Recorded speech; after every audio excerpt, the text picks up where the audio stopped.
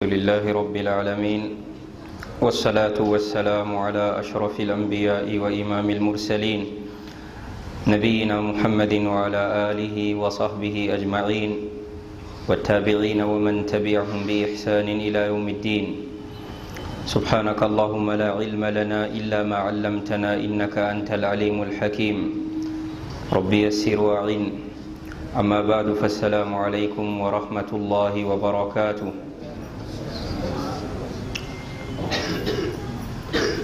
Louange à Allah, Seigneur de l'univers, paix et salut d'Allah sur celui qui n'a été envoyé qu'en tant que miséricorde pour l'univers. Je témoigne du droit exclusif d'Allah à l'adoration et je témoigne que Muhammad a lui le salut et la paix est son serviteur et son envoyé, le meilleur de toute sa création. Qu'Allah fasse ses éloges auprès des anges proches, lui adresse ses salutations, ainsi que sa pure famille, ses nobles compagnons et tous leurs suiveurs dans le bien jusqu'au jour de la résurrection. Suite à quoi, par la grâce d'Allah, nous poursuivons en ce jour nos cours de sira traitant de la vie du messager d'Allah alayhi salatu wassalam. La dernière fois, nous nous sommes arrêtés sur le déroulement de la bataille des coalisés, la bataille du fossé, avec le miracle qu'Allah tabaraka wa ta'ala a accordé au messager d'Allah pour venir à bout de ces 10 000 hommes qui ont fait une coalition pour les assiéger à Médine et en finir avec eux. Puis après cela, Allah le Très-Haut lui a ordonné de se diriger vers les Banu Qurayza, cette dernière tribu juive qui restait encore à Médine et qui a également rompu le pacte de paix et a comploté et a même porté des armes pour assassiner le messager d'Allah alayhi salatu wassalam et ses compagnons. Arrivé là-bas, le messager d'Allah alayhi salatu wassalam les a assiégés dans leur fort. Et quand ils sont descendus pour connaître leur sort, les Haus, qui sont une des tribus arabes de Médine, comme il y avait les Haus et les Khazraj, ils ont dit au messager d'Allah: nous sommes des alliés de longues années avec les Banu Qurayza, comme les Khazraj étaient également alliés avec les Banu Nadir et autres. Nous souhaiterions intercéder en leur faveur que c'est l'un des nôtres qui soit le juge de cette affaire. Et le messager d'Allah, à lui le salut et la paix, a dit: n'êtes-vous pas satisfait que je désigne parmi vous une personne pour trancher sur leur sort? Et ainsi il a désigné Sa'd ibn Mu'az. Et nous avons dit que Sa'd ibn Mu'az avait été blessé pendant la bataille du fossé. Il avait été blessé et on lui avait fait une tente dans laquelle il reposait dans la mosquée du messager d'Allah alayhi salatu wassalam. Le messager d'Allah a envoyé qu'on le fasse appeler, et quand il est arrivé, ces gens lui disaient: Ya Aba Amr, ahsin fi mawalik. Ô le père de Amr, sois bienfaisant envers tes alliés, c'est-à-dire tranche en faveur de cette tribu de Banu Qurayza. Et il leur a dit, il dit: Wallahi, aujourd'hui je ne jugerai que par un jugement qui va satisfaire Allah et son messager. Et il leur a dit: à ce que je vais donner comme jugement, alaykum bidhalika ahdullahi wa mithaqu. Il a dit: je vais faire un jugement qui va satisfaire Allah. Il a dit: êtes-vous d'accord? Il a parlé au groupe à sa droite, c'est-à-dire les gens de sa tribu, les Haus, et de l'autre côté il y avait le messager d'Allah sallallahu alayhi wa sallam. Il dit: êtes-vous également d'accord de ce côté? Le messager d'Allah était là, mais il n'a même pas levé les yeux pour le regarder, en signe de respect. Les Sahaba, tellement ils respectaient le messager d'Allah, à lui le salut et la paix, qu'ils ne le dévisageaient pas. Ils n'arrivaient pas à fixer le regard vers lui. Ils étaient si respectueux de ses injonctions, de sa sunna, au point où lorsque le messager d'Allah alayhi salatu wassalam leur parlait, ils faisaient un silence total. Ils étaient calmes comme des gens qui ont des oiseaux sur leur tête prêts à s'envoler, comme des gens qui ont des oiseaux sur leur tête et qui n'aimeraient pas faire un bruit pour que ces oiseaux ne s'envolent pas. Ainsi, ils étaient respectueux envers le messager d'Allah sallallahu alayhi wa sallam. Ils étaient prêts à le défendre de leur propre vie dans les batailles. Ils étaient prêts à propager cette religion. Ils étaient prêts à tout pour le messager d'Allah alayhi salatu wassalam. C'est pourquoi il faut connaître la valeur de ces sahaba. Le Prophète sallam disait Allah Allah fi ashabi. Il dit je vous mets en garde de vous en prendre à mes compagnons. Je vous mets en garde de vous en prendre à mes compagnons. Il disait la tasubbu ashabi. N'insultez pas mes compagnons. N'insultez pas mes compagnons. Parce que par celui qui détient mon âme dans sa main, si l'un d'entre vous donnait l'équivalent du mont Uhud en or, en aumône, cela ne pourrait pas équivaloir 2 mains pleines de riz qu'un sahaba pourrait donner en aumône, même une seule main. Donc c'est pourquoi faites beaucoup attention aux chiites. Faites beaucoup attention à ceux qui insultent Abu Bakr, Omar, Uthman, Ali. Parce que je dis qu'ils insultent Ali parce qu'ils se collent à Ali, mais ils disent de Ali ce qu'Ali n'a pas dit. Un peu comme ceux qui se collent à Isa ibn Maryam, à Jésus fils de Marie, et disent de lui ce que lui il n'a pas dit. Et Isa ibn Maryam ne se reconnaît pas en eux. Jésus fils de Marie ne se reconnaît pas en eux. Et Ali ibn Abi Talib ne se reconnaît pas également en eux. Donc les compagnons du messager d'Allah, il faut connaître leur valeur. Après tous les prophètes et envoyés, les meilleurs des hommes sur cette terre sont les compagnons, les apôtres des prophètes. Et les meilleurs de tous les compagnons des prophètes sont les compagnons du messager d'Allah, alayhi salatu wassalam. Et khayrul qurun, la meilleure époque que l'humanité a connue sur cette terre, c'est l'époque où le messager d'Allah sallallahu alayhi wa sallam était sur cette terre et ses compagnons. C'est le summum que l'humanité ait connu. Car la meilleure des créations, le meilleur de tout ce qu'Allah a créé, Muhammad sallallahu alayhi wa sallam, il était là avec, après lui, les meilleurs des hommes, après les envoyés et les prophètes, c'est-à-dire ses compagnons. Les compagnons, ils ne levaient même pas les yeux pour regarder le messager d'Allah sallallahu alayhi wa sallam. C'est pourquoi nous aujourd'hui, la moindre des choses, on ne doit pas nous dire que le messager d'Allah a dit une chose et nous disons le contraire, subhanallah. Ou alors, on te dit, ceci est le hadith du messager d'Allah, tu dis oui, c'est le hadith du messager d'Allah, mais quoi d'autre? Imam Shafi'i, rahimahullah, quelqu'un est venu le voir, lui a posé une question.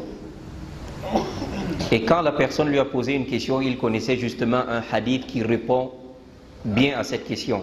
C'est comme quelqu'un te demande, est-ce qu'Allah peut accepter une œuvre dans laquelle l'intention n'était pas claire? Et je te dis, innamal a'malu binniyat wa innama likulli imri'in ma nawa. Le hadith est assez clair pour répondre à ta question. Est-ce qu'on se comprend? Imam Shafi'i lui cite un hadith qui répondait à sa question. Il dit à Imam Shafi'i, j'ai entendu le hadith. Maintenant, toi, ton avis, c'est quoi? Imam Shafi'i lui dit, tu es malade? Tu as vu une croix ici à mon cou? Tu me vois souvent aller dimanche où ils vont là? Je te dis que le messager d'Allah, à lui le salut et la paix, a dit une chose et tu me demandes moi aussi qu'est-ce que je pense là-dedans? Qu'est-ce que j'ai à penser quand le messager d'Allah a déjà dit une chose? وَمَا كَانَ لِمُؤْمِنٍ وَلَا مُؤْمِنَةٍ إِذَا قَضَى اللَّهُ وَرَسُولُهُ أَمْرًا أَنْ يَكُونَ لَهُمُ الْخِيَرَةُ. Il ne convient pas à un croyant ou à une croyante, lorsque le messager d'Allah, lorsqu'Allah et son messager ont décidé quelque chose, de dire encore qu'ils ont un avis à donner sur ça. Qu'Allah tabaraka wa ta'ala nous accorde la véritable foi. C'est pourquoi parmi le respect accordé au messager d'Allah sallallahu alayhi wa sallam, c'est que quand tu es quelque part où on lit les ahadith du prophète alayhi salatu wa sallam, baisse la voix, n'élève pas la voix. La tarfa'u aswatakum fawqa sawti an-nabi. N'élevez pas votre voix au-delà de celle du messager d'Allah alayhi salatu wa sallam. Imam Malik, rahimahullah, quand on entrait auprès de lui et qu'on faisait la salam pour lui dire nous sommes des étudiants en sciences, nous sommes venus étudier la religion, il leur demandait de quelle science voulez-vous, puisqu'il pouvait enseigner le tafsir, l'exégèse du Coran, il pouvait enseigner les hadiths, il pouvait enseigner le fiqh, il demande de quelle science. Quand il disait nous sommes venus chercher le hadith, il entrait, il disait bienvenue, il entrait se laver porter ses plus beaux habits et se parfumer pour enseigner les hadiths du prophète sallallahu alayhi wa sallam. Il avait même un acte que personne ne l'a copié dans ça. Et beaucoup de savants ont vu que non, ça l'engage lui, on ne peut pas, c'est pas un acte à copier. Il marchait à Médine pieds nus, parce qu'il disait que le Messie d'Allah sallallahu alayhi wa sallam est couché à Médine, il ne peut pas marcher avec les chaussures à Médine. Regardez le respect que les salafs, nos pieux prédécesseurs, avaient envers le Messie d'Allah alayhi salatu wassalam. Donc nous aujourd'hui, ce qui nous reste, c'est de secourir sa sunna et de se fâcher lorsque sa sunna est bafouée et être prêt à ce que notre honneur soit insulté, même notre vie soit prise, si c'est pour défendre la sunna du Messie d'Allah sallallahu alayhi wa sallam, pour dire que voilà la religion telle que Allah l'a révélée et telle que le messager l'a enseignée, voilà ça clair, voilà les textes. Et il faut être prêt à ce que ton honneur soit insulté pour ramener les gens vers le droit chemin lorsqu'ils dévient pour rentrer dans autre chose que ce que le messager d'Allah sallallahu alayhi wa sallam nous a laissé. Alors, ici, Sa'd ibn Mu'adh, il a prononcé une sentence. Il a dit au messager d'Allah sallallahu alayhi wa sallam, la sentence que je donne pour les Banu Qurayza, c'est que ceux qui ont porté les armes contre nous, ceux qui ont participé à l'effort de guerre, ceux-là, qu'on les fasse exécuter. Par contre, que les femmes, les enfants, les vieillards et même les adultes parmi eux qui n'ont pas porté les armes contre nous et qui n'ont pas participé à l'effort de guerre, que cela soit épargné. Le messager d'Allah sallallahu alayhi wa sallam lui dit: laqad hakamta fihim bi hukmillah min fawqi sab'i samawat. Tu as certes jugé, tu leur as certes le jugement que tu as fait là, c'est le jugement descendu d'Allah tabaraka wa ta'ala du dessus des 7 cieux. Vous voyez ici, même à la guerre, ce qu'on appelle aujourd'hui le droit de la guerre, le droit international humanitaire qui régit les conflits armés, qui disent qu'en temps de guerre, on ne tue pas le vieillard, la femme, l'enfant, celui qui ne participe pas à l'effort de guerre. Avant qu'il ne dise ça, le messager d'Allah sallallahu alayhi wa sallam, il y a 1400 années, avait déjà dit ça. Même en temps de guerre, le messager d'Allah respecte la dignité humaine. Les adultes de parmi les Banu Qurayza qui n'ont pas porté les armes contre eux, qui n'ont pas participé à l'effort de guerre, on les laisse. Les vieillards, on les laisse. Les femmes, on laisse. Les enfants, on laisse. Mais on fait exécuter qui? Ceux qui ont porté les armes contre eux et ceux qui ont participé à l'effort de guerre, qui étaient là prêts à les tuer. Vous voyez donc ici que ceux qui sèment la terreur partout à travers ce qu'on appelle le terrorisme entrent dans un marché, explosent les gens, subhanallah. Ils disent qu'ils font ça au nom de l'islam. De quel islam parle-t-il? Parce que même en temps de guerre, la femme, l'enfant, le vieillard, tout cela sont épargnés. En temps de guerre, hein? Et il y a quelle guerre quand vous entrez dans un marché? Ils entrent même dans des mosquées pour exploser les gens. D'abord, lui qui s'est explosé lui-même.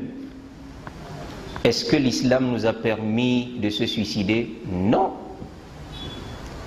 L'âme est sacrée au point où celui qui tue accidentellement même, pour qu'Allah tabaraka wa ta'ala lui pardonne, il jeûne 2 mois consécutifs.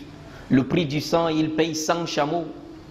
100 chameaux, si on met à 2 millions un chameau ou à 1 million, ça fait 100 millions. Ça, c'est accidentellement. Hein? Ta propre vie, tu n'as pas le droit de la ôter. Ça ne t'appartient pas. Le Sallam dit, celui qui se suicide avec une chose, s'il a enfoncé par exemple une arme, il va se châtier comme ça dans le feu de l'enfer, il va s'enfoncer une arme pendant des siècles et des siècles. Parce qu'on ne va pas dire pour l'éternité, pour que une kabira, un péché capital, devienne la cause pour demeurer éternellement en enfer. Parce que la seule chose qui fait demeurer éternellement en enfer, c'est al-kufr, al-shirk, celui qui est mort dans le shirkul akbar. Pour que cela devienne soit une cause pour laquelle la personne qui s'est suicidée va demeurer éternellement en enfer, si la personne a rendu sa permis. Est-ce qu'on se comprend? Parmi les moyens de rentrer dans la mécréance, qu'Allah nous en préserve, c'est de rendre permis ce qu'Allah interdit ou d'interdire ce qu'Allah a permis. Celui qui vient nous dire aujourd'hui que l'homosexualité est permise, on lui fait le hujja en lui montrant les textes du Coran et de la Sunna que ce n'est pas permis, il persiste, il est devenu kafir. Celui qui dit que le vol est permis, c'est-à-dire une chose qu'Allah interdit. Allah interdit le meurtre. Si celui-là, au moment de se donner la mort, il a dit c'est mon âme, j'ai le droit de faire ce que je veux avec, s'il a rendu licite quelque chose qu'Allah avait interdit, c'est à ce moment que ça devient un péché capital, ça devient le kufr, la mécréance, et il pourrait s'éterniser dans le feu de l'enfer, qu'Allah nous en préserve. Mais par contre, s'il n'a pas rendu ça, il reste comme un musulman qui est décédé sur une kabira parmi les kabaïr. C'est-à-dire soit quelqu'un qui est décédé sur la consommation du vin sans se repentir, de la fornication sans se repentir, le meurtre sans se repentir, le vol sans se repentir. Donc, lui là, qui s'est donné la mort là, wallahi, il va quand même durer en enfer, même s'il va sortir pour se retrouver en finalité au paradis, s'il avait un atome de foi. Donc Allah nous en préserve. S'il a sauté du haut d'un étage pour casser sa tête, il va sauter du haut d'une montagne dans le feu de l'enfer pour atterrir toujours en bas dans le fond. S'il s'est pendu, il sera pendu dans le feu de l'enfer. Ce avec quoi, si c'est le javel qu'il a bu, on va lui faire boire ce qui dépasse le javel dans le feu de l'enfer. Qu'Allah nous en préserve. Donc comment quelqu'un va venir, il s'explose en plein marché.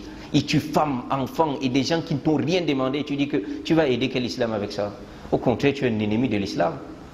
Ce qui vous prouve que c'est les ennemis de l'islam même. Parce que quand il explose dans le marché, il s'en fout de savoir qu'il est musulman, qui ne l'est pas.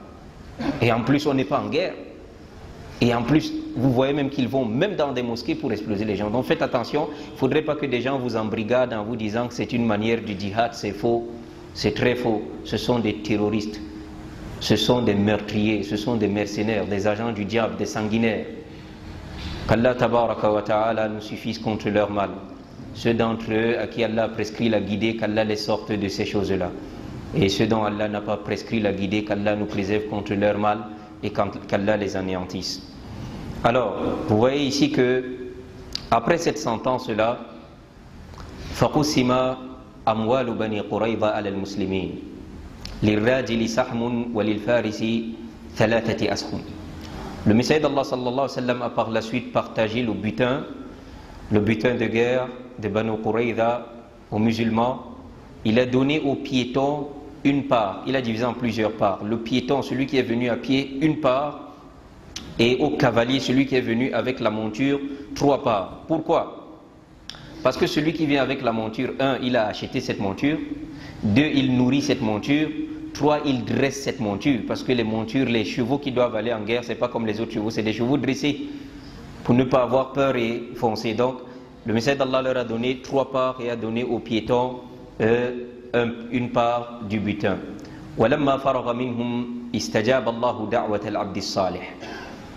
Lorsqu'il a terminé avec les Banu Qurayza, Allah tabaraka wa ta'ala a exaucé l'invocation de son serviteur vertueux. Qui est ce serviteur vertueux en question ici? C'est Sa'd ibn Mu'adh. Sa'd ibn Mu'adh, il a été blessé pendant la bataille du fossé avant qu'il ne vienne au niveau des Banu Qurayza.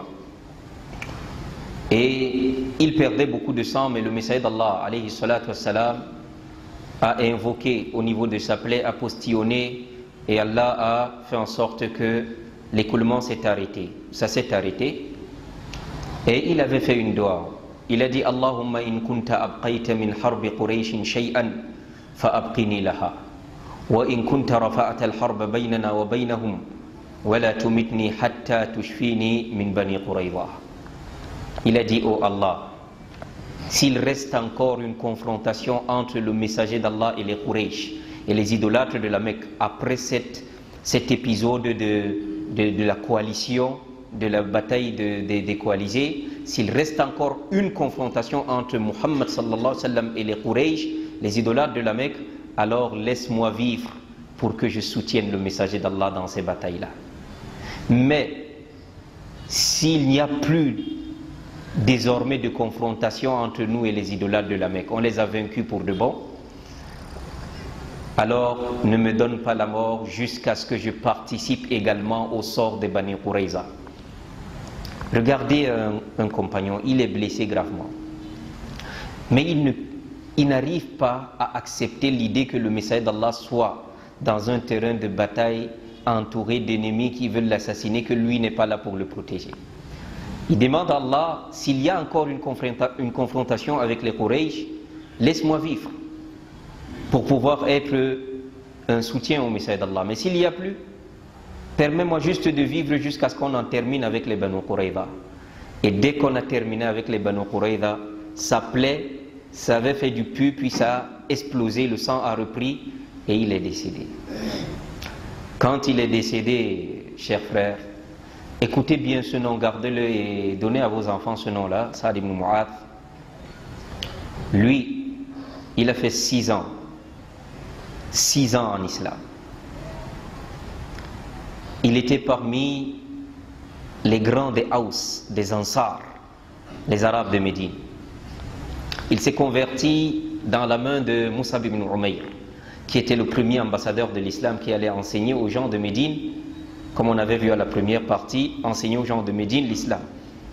Et Mus'ab ibn Umayr, vous vous rappelez, il était tombé martyr à Uhud. Donc vous imaginez toutes les récompenses que Sa'd ibn Mu'adh a là, ça revient également à Mus'ab ibn Umayr. Allahu Akbar. Et tout ce que Mus'ab ibn Umayr a, ça revient à le compagnon par lequel Mus'ab ibn Umayr s'est converti. Et tout ça remonte à qui? Au messager d'Allah sallallahu alayhi wa sallam. Sa'd ibn Mu'adh, quand il est mort, c'est le messager d'Allah lui-même qui s'est occupé de sa dépouille, a prié sur lui et allait le remettre lui-même dans la tombe. Et c'est pour lui que le trône d'Allah a bougé, a tremblé. 70 000 anges sont descendus pour assister à sa prière mortuaire. Sa'd ibn Mu'adh.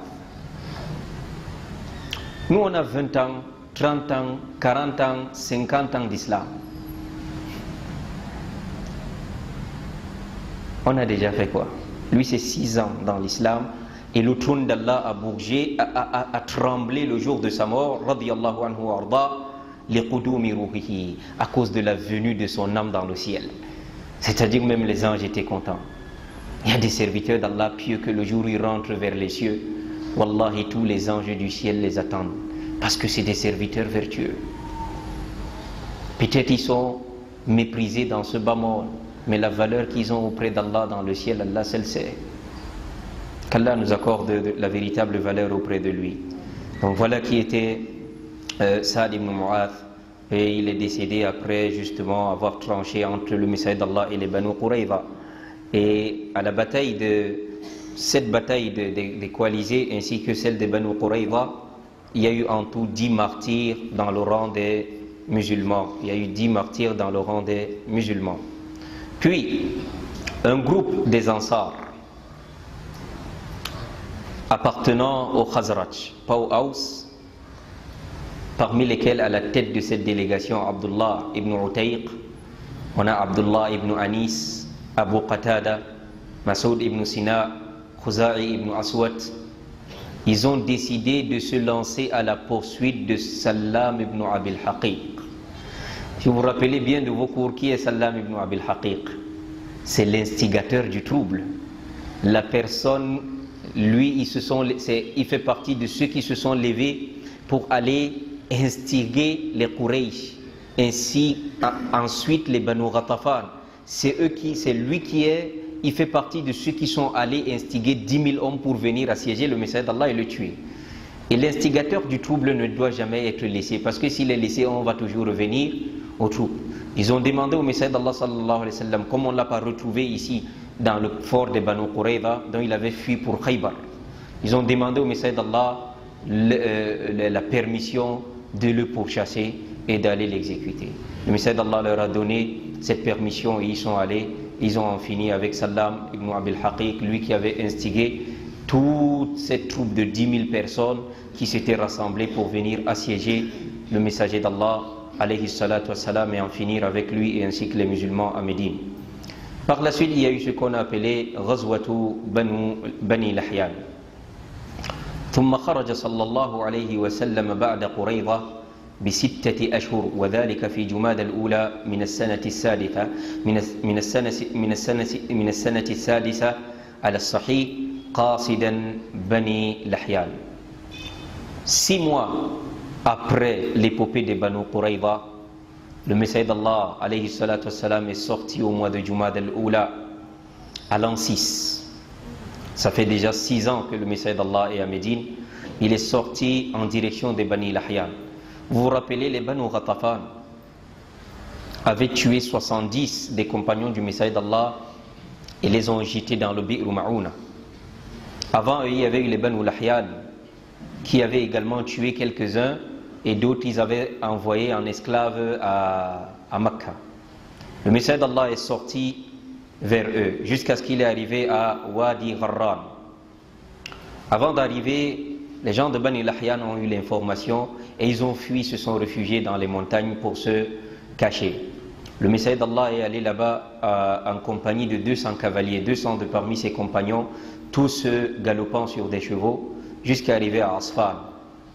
Il ne les a pas trouvés et il est rentré à Médine. Mais à peine il est rentré à Médine, 2 nuits après, il y a eu Uyayna ibn Hisn, qui était un mercenaire, un assassin. Il est venu à la sortie de la ville de Médine, le Messager d'Allah avec quelques chameaux là-bas. Parfois il immolait ces chameaux-là pour donner en aumône. Quand on faisait traire le lait de ces chameaux, il partageait à ses compagnons et c'était également les provisions pour sa maison. Il y avait donc ces chameaux là-bas gardés à la sortie de Médine.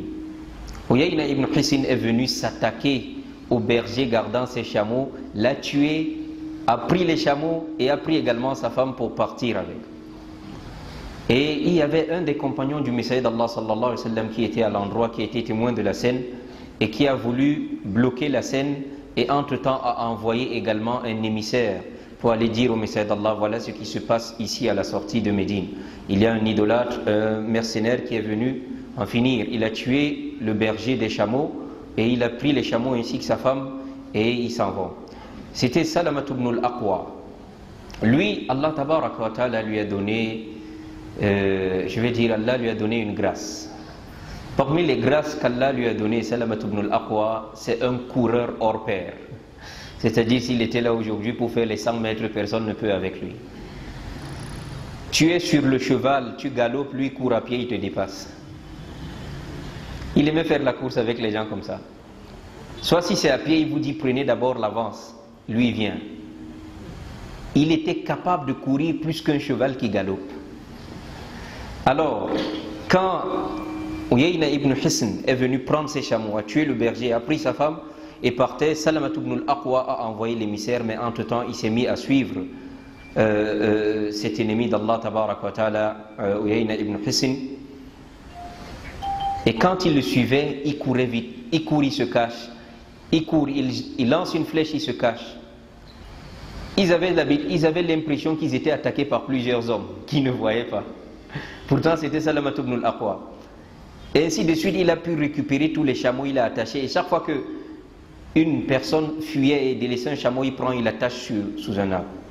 Le temps que le Messager d'Allah sallallahu alayhi wa sallam arrive à son secours, on a trouvé qu'il avait déjà récupéré tous les chameaux. Et le Messager d'Allah est arrivé jusqu'à l'endroit appelé Dhu Qirrat, a campé là, a immolé même un chameau en aumône pour ses compagnons. Ils ont mangé, ils ont passé une journée, une nuit à cet endroit, puis il est rentré à Médine. Et lors de cette sortie, on a Mihraz ibn Na'la qui a été tué parmi les compagnons du Messager d'Allah sallallahu alayhi wa sallam. Il a été tué par Abdurrahman ibn Uyayna, justement le fils de cet idolâtre ennemi d'Allah, ce mercenaire Uyayna ibn Hisn, son fils Abdurrahman ibn Uyayna qui a tué le compagnon du Messager d'Allah, Mihraz ibn Na'la, mais Abu Qatada a pu le rattraper pour l'exécuter. Et ils ont mis également la femme de ce berger-là sur l'un des chameaux pour la ramener à Médine. Et quand elle est arrivée à Médine, elle a dit au Messager d'Allah sallallahu alayhi wa sallam, quand elle est arrivée saine et sauve, elle dit au Messager d'Allah, à lui le salut et la paix, j'ai fait un vœu. Le vœu c'était que si Allah me ramène à Médine en sécurité, saine et sauve, j'ai fait le vœu d'offrir le chameau qui m'a ramené là en sadaqa, en aumône. Le Messager d'Allah lui dit bi'sa ma jazayti. Le Messager d'Allah lui dit la nadra libni adam fi ma la yamlik wa la fi ma'siyah. Le fils d'Adam ne peut pas faire un vœu sur quelque chose qu'il ne possède pas. Le chameau n'était pas à elle. Ainsi que faire un vœu de désobéir à Allah. Par exemple, tu dis Allah, tu es malade, oh Allah, si tu me redonnes la santé, je vais vendre la maison de mon voisin. Ça t'appartient? C'est un peu ça qu'elle a fait. Tu vas immoler le chameau, ça t'appartient. Et je vais un peu m'arrêter, même légèrement, sur ce chapitre de vœux, An-Nadr. Allah tabaraka wa ta'ala a fait l'éloge de ceux qui remplissent leurs vœux. Yufuna bin nadri wa yakhafuna yawman kana sharruhu mustatira. Allah fait l'éloge de ceux-là en disant ils remplissent les vœux qu'ils ont faits et ils craignent un jour dont le mal sera global. Allah a fait l'éloge de ceux qui remplissent les vœux. Mais ça ne signifie pas qu'Allah fait l'éloge de ceux qui prennent les vœux. Le message d'Allah nous a découragés de faire ça. Allah n'a pas besoin que tu le conditionnes avant de lui demander quelque chose. Allah, si tu me fais passer mon examen, je vais jeûner 40 jours. Après ton examen vient sortir, tu commences à chercher les oustas. Bon, j'avais dit que si j'avais mon examen, je vais jeûner 40 jours. Est-ce qu'il y a une manière de compenser? Tu vas jeûner 40 jours. Il n'y a pas une manière. Tu es obligé de demander à Allah que si tu me donnes tel, je vais faire tel. Allah, il y a mes factures qui sont bloquées là. Si tu fais qu'on me paye ça, je paye un hajj. Puis ton argent sort, tu dis non, Sungur Ladoudi. Non, il y a beaucoup de... J'ai beaucoup à faire. Non, le hajj là, tu es obligé de payer, ça devient une dette. C'est pourquoi le message d'Allah nous a découragé ça. Beaucoup de gens font ça et ils se retrouvent dans des problèmes. Tu n'as pas besoin de dire à Allah, si tu me donnes tel, je vais faire tel. Le message d'Allah a dit que ça c'est les chiches. En fait, à la base, c'est des gens qui n'aimaient pas adorer Allah. Et c'est la chichité de leur âme qui les fait en sorte qu'ils se mettent les conditions qu'Allah n'avait pas fixées. Donc c'est pas bien de faire ça. Le message d'Allah nous a découragés. Mais par contre, si tu as déjà fait un vœu, il faut le remplir. Et si c'est un vœu de désobéir, Allah tabaraka wa ta'ala, tu dois l'espier, tu ne le remplis pas. Subhanallah, matalan, quelqu'un qui dit, il est gravement malade, il dit, Allah, si tu me redonnes ma santé, je vais aller danser en boîte de nuit. Subhanallah. Il ne doit pas remplir ce vœu même si Allah lui redonne sa santé, mais il doit expier ça par 3 jours de jeûne, comme l'expiation du serment. Donc attention au vœu. Allah, si tu me donnes tel, je vais jeûner. Allah, si tu me fais ceci, Allah, tu es en train de prendre des choses, on va te redemander Yawm al-Qiyamah. Qu'Allah nous en préserve. Donc Allah fait l'éloge de ceux qui remplissent les vœux, mais ça ne signifie pas ici de ceux qui prennent les vœux. Puis après cela, il y a eu ce qu'on a appelé غزوة بني المصطلق في شعبان من سنة السادسة. Il y a eu la bataille de Banu Mustalaq, également parmi les ennemis d'Allah et de son messager, au mois de Sha'ban à l'an 6. Le messager d'Allah sallallahu alayhi wa sallam est sorti en direction de Banu Mustalaq واستعمل على المدينة أبا ذر الغفاري. Et il a laissé derrière lui comme chef de la communauté à Médine Abu Dhar al-Ghifari, Waqila Numayla ibn Abdillah al-Laythi. Et dans une autre version on dit non, c'est Numayla ibn Abdillah al-Laythi, son compagnon là qu'il a laissé comme chef de la communauté à Médine. فأغار عليهم على ماء لهم يسمى المريسي. Il les a surpris alors qu'ils étaient autour d'un point d'eau. Les Bani al-Mustalaq, ils avaient un point d'eau qu'on appelait Al-Muraisi. Et c'est durant cette sortie, cette expédition que le messager d'Allah sallallahu alayhi wa sallam, quand ils étaient en train de rentrer, le chef des hypocrites, Abdullah ibn Ubay ibn Saloul, a prononcé une parole qu'on lit dans le noble Al-Qur'an, dans la sourate Al-Munafiqun, les hypocrites. يقولون لئن رجعنا إلى المدينة ليخرجن الأعز منها الأذل. Abdullah ibn Ubay ibn Saloul, vous savez, les hypocrites accompagnaient également le messager d'Allah dans les batailles. Mais quand la bataille fait rage, ils se cachent. Quand c'est fini, on partage le butin, ils sortent. Ils aiment le gain, mais ils n'aiment pas, comme des gens aujourd'hui qui n'aiment pas charbonner, mais qui aiment tout gagner. Quelqu'un qui aime la facilité, qu'Allah nous en préserve. Abdullah ibn Ubay, il était fâché parce que chaque fois qu'il sortait également, les hypocrites, eux, quand ils sortaient, الذين يتربصون بكم فإن كان لكم فتح من الله قالوا ألم نكن معكم وإن كان للمؤمنين نصيب قالوا ألم نستحوذ وإن كان للكافرين نصيب قالوا ألم نستحوذ عليكم ونمنعكم من المؤمنين. Eux, quand ils sortaient, ils auraient voulu que chaque fois qu'ils sortent, le messager d'Allah ne rentre jamais vivant. Ils avaient des mauvaises pensées là. Et quand c'est gagné et qu'ils rentrent, il disait n'importe quoi. C'est ici qu'Abdullah ibn Ubay ibn Salul, il dit, quand on va rentrer en Médine, là, une bonne fois pour toutes, le plus puissant, le noble, va faire sortir les faibles là de Médine. Qui sont les faibles ici? Le faible, l'humilié. C'est le messager d'Allah qui l'appelle comme ça et ses compagnons. Et il dit que lui et sa troupe des hypocrites là.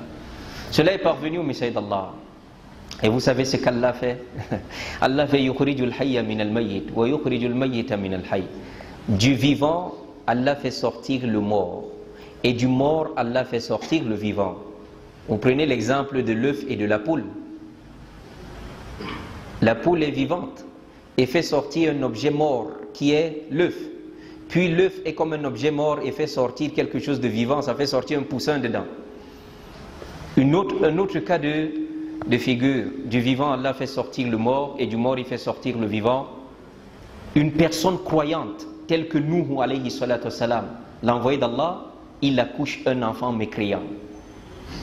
Le vivant fait sortir le mort et le mort fait sortir le vivant, un mécréant tel que Azar, le père de Ibrahim alayhi salatu wassalam, il fait sortir un croyant. Et c'est la même chose. Vous voyez Abdullah ibn Ubay ibn Salul, le chef des hypocrites, celui qui sera au bas-fond de l'enfer, wallahi son fils Abdullah ibn Abdullah ibn Ubay ibn Salul, il est un croyant. Du vivant, du mort, Allah fait sortir. Il fait sortir du mort, il fait sortir le vivant. C'est le fils d'Abdullah ibn Ubay ibn Salul lui-même, quand il a entendu cette parole, comme il était croyant, il a laissé placer à l'entrée de Médine et il a brandi son sabre. Il a dit à son père, tu vas me dire c'est qui le noble et c'est qui l'humilié que tu fais allusion. Sinon tu n'entres pas ici à Médine. Subhanallah. Les compagnons du messager d'Allah, quand il s'agissait de préserver l'honneur du messager d'Allah, préserver leur foi, il n'y avait plus les questions de lien de sang. C'est pourquoi Allah dit, la tajidu qawman yu'minuna billahi wal yawmil akhir yuwadduna man hadda Allah walau kanu aba'ahum. Tu ne peux pas trouver des gens qui croient en Allah et au jour dernier et qui se lient d'amitié avec des gens qui prennent avec des gens qui sont ennemis d'Allah et de son messager, même si ces gens c'était leur père, leur fils, leur frère. Allah dit ulaika kataba fi qulubihimul iman. Allah prescrit la foi dans leur cœur. Qu'est-ce que Ibrahim alayhi salatu wassalam a dit à son peuple, à son père? Inni bari'um minkum wa mimma ta'buduna min dunillah. Kafarna bikum inna bura'a'u minkum. Il dit je vous désavoue, il dit à son père je te désavoue, je vous désavoue, et toute sa tribu. Abraham leur dit je vous désavoue vous et tout ce que vous adorez en dehors d'Allah. Kafarna bikum, et je me crois en vous. Wa bada baynana wa baynakum al-adawatu wal baghdha hatta tu'minu billahi wahda. Et entre nous et vous c'est la haine et l'inimitié jusqu'à ce que vous croyez en Allah seul. Le fils d'Abdullah ibn Ubay ibn Salul, il lui dit, tu vas m'expliquer tes propos là, sinon tu n'entres pas à Médine. Il a fallu que le messager d'Allah vienne lui dire, laisse-le entrer. C'est pourquoi il disait que le messager d'Allah nous a séparés, il a divisé entre le père et l'enfant, entre l'époux et son épouse. Non, la foi et la mécréance ne peuvent pas faire chemin pareil, ya Jama'a. C'est comme la sunna et la bid'a ne peuvent pas faire chemin pareil. Qu'Allah tabaraka wa ta'ala nous accorde le tawhid et la sunna. Et également, c'est durant cette expédition chez les Banu al-Mustalaq que le messager d'Allah sallallahu alayhi wa sallam, Allah lui a fait grâce de son épouse Juwayriya. Juwayriya, qui est cette femme-là qui a été également la cause de la conversion de près de 100 personnes de sa tribu. Lorsque le messager d'Allah sallallahu alayhi wa sallam l'a affranchie et l'a prise pour épouse. Également, ce sur quoi nous allons véritablement nous arrêter pour terminer ce cours-là, c'est durant cette expédition de Bani al-Mustalaq qu'il y a eu Qissatul Ifk. Le mensonge, la calomnie énorme qu'il y a eu sur Aïcha radiyallahu anha. Avant que je n'entre dans cette énorme calomnie sur Aïcha, qu'Allah soit satisfait d'elle, la mère des croyants, l'épouse du messager d'Allah sallallahu alayhi wa sallam, la reine, parmi les reines des femmes des prophètes dans le paradis. Un des compagnons une fois s'est rendu dans des terres de l'Empire romain, et comme l'Empire romain était chrétienne, À cette époque-là, l'épopée ou alors l'histoire de la calomnie sur Aïcha venait à peine de passer, ça n'avait pas duré. Le chef de cet empire romain, quand il a voulu blesser ce musulman dans son cœur, il lui a dit: j'aimerais savoir comment était le visage de votre prophète lorsqu'on a dit que sa femme l'a trompé et qu'elle a eu des liaisons avec un de ses compagnons. Le compagnon en question dit à ce chef romain, il dit: mais vous avez oublié, elle n'est pas seule, c'est pas seulement une femme qu'on a accusée comme ça, elles sont deux. Marie également, on a dit, les juifs disent qu'elle a fait l'adultère et que Jésus est bâtard, subhanallah. Allah dit: wa bi kufrihim wa qawlihim ala Maryama buhtanan azima. Et leur mécréance et cette énorme calomnie qu'ils disent de Marie, c'est-à-dire c'est pas la première femme qu'on a calomniée, même celle que tu crois là, la mère de Isa chez toi, chez les Yahoud là-bas, ils disent que c'est ils disent que Isa ibn Maryam est un bâtard, subhanallah, et que Maryam laqad ji'ti shay'an fariya ya ukhta Haroun ma kana abuki imra'a saw'in wa ma kanat ummuki baghiya. Ils lui ont dit aux sœurs de Haroun: ton père n'était pas quelqu'un de mal et ta mère n'était pas une prostituée, et toi tu viens nous ramener un enfant alors que tu n'es pas marié. Ils ont traité Maryam de prostituée, subhanallah. Donc le compagnon lui a remis le coup en lui disant: c'est pas la seule, hein? Aïcha n'est pas la seule qu'on a traitée de femme adultérée. Wallahi, écoutez bien l'histoire et que ça vous apprenne à connaître comment tenir vos langues pendant les rumeurs. Un bon musulman, quand il y a rumeur, il faut vraiment: in ja'akum fasiqun binaba'in fatabayyanu. Allah dit: lorsque un pervers vous apporte une nouvelle, fatabayyanu, vérifiez cette nouvelle-là, an tusibu qawman bijahala, de sorte que vous ne portiez pas atteinte aux gens par ignorance. Fatusbihu ala ma fa'altum nadimin, puis tu te mets à regretter. Il ne faut pas être quelqu'un que toutes les nouvelles qu'on t'a apportées c'est seulement vrai. Il y a des gens comme ça, dès qu'on lui dit que sa femme a fait ceci, il la répudie. Ton employé a fait ceci, il enlève du travail. Il entend tout. Donc, et c'est pas bien. Le croyant prend le temps de vérifier toute nouvelle avant de prendre la décision. Est-ce qu'on se comprend? Et tu ne dois pas être quelqu'un, tout ce qu'on envoie sur les réseaux sociaux, toi tu postes seulement, subhanallah, kafa bil mar'i kadiban an yuhadditha bi kulli ma sami'a. Il suffit pour une personne d'être menteuse que de parler de tout ce qu'elle entend. Tout ce qu'on a sorti, fake news comme vraie news, tu ne sais pas, tu colles seulement sur ton statut. Premièrement, tu vérifies la nouvelle. Si elle est fondée maintenant, tu te demandes quel est le bien fondé de publier ça. Entre publier ça et ne pas publier, si je publie, je gagne quoi, même si c'est la vérité. Matalan, on dit que tel a répudié sa femme dans le quartier, tout le monde dit qu'il a divorcé, ça te sert à quoi d'aller parler? Tu vérifies la nouvelle, même si c'est vrai. Quel bénéfice de parler que tel a divorcé sa femme? Tu gagnes quoi ça? De coller quelque chose sur ton statut qu'on a arrêté tel. Ça te regarde en quoi? Qu'Allah tabarak wa ta'ala nous réforme. Le prophète sallallahu alayhi wa sallam, quand il sortait, quand il faisait des voyages, il faisait un tirage au sort pour choisir la femme qui va l'accompagner. Et ça, c'est un message pour tous les hommes polygames. Il y a justement un qui est juste en face de moi qui a 4 femmes là. Donc, soyez équitables, sinon, wallahi, vous allez pleurer au mal-qiyamah. C'est pas de dire que je suis polygame, j'ai 2 femmes, j'ai 2 étoiles, j'ai colonel, j'ai 4 étoiles. Wallahi, tu vas pleurer au mal-qiyamah. Je vous assure, soyez des hommes équitables. Craignez Allah et soyez des hommes équitables. Et wallahi, walan tastati'u an ta'dilu bayna an-nisa'i walau harastum. Vous ne saurez jamais être équitable à 100%. Allah ne vous demande pas 100%. Tu es un être humain. Tu peux être faillible. Mais Allah te demande quand même d'essayer, de faire ton possible. L'équité qu'Allah ne te demande pas, c'est l'équité de l'amour. Tu ne peux pas les aimer de la même manière. Mais seulement tu dois les traiter de la même manière. فَلَا تَمِيلُوا كُلَّ الْمَيْلِ فَتَذَرُوهَا كَالْمُعَلَّقَةِ. Ne te penche pas totalement vers une et tu laisses l'autre comme une chose qu'on a accrochée, comme ça on a suspendu. Donc Allah nous facilite. Il y a des hommes, lui, quand il aime une femme, c'est avec elle qui voyage tout le temps. Les autres doivent rester pour garder la maison, c'est les gardiennes. Donc le messager d'Allah faisait le tirage au sort. Et un enfant vient tirer. Le nom de la femme qui sort, il voyage avec elle.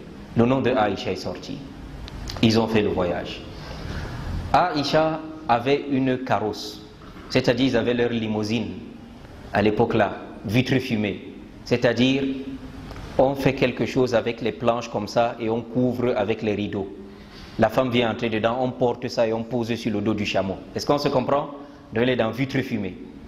Le bon musulman fait tout pour que sa femme soit dans vitre fumée, Inch'Allah. Qu'Allah nous accorde tous les vitres fumées.